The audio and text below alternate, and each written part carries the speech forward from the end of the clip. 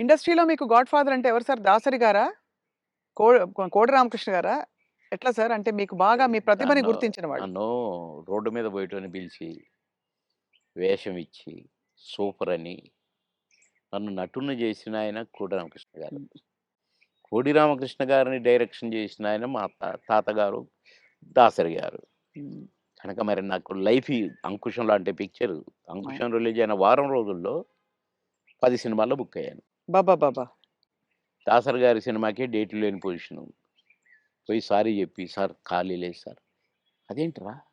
నాకు నా సినిమాకు డేట్లు ఇవ్వంటావా? అట్లా అనకూడదు. నువ్వు అడ్జస్ట్ చెయ్యి. ఇట్లా చెయ్యి, అట్లా చెయ్యి" అని డేట్లు ఎట్లా అడ్జస్ట్ చేసుకొని ఇవ్వాలనేది నేర్పిర్రు దాసరి గారు.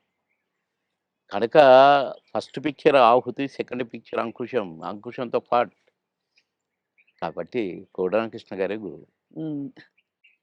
మీరే ఒక సందర్భంలో చెప్పారు.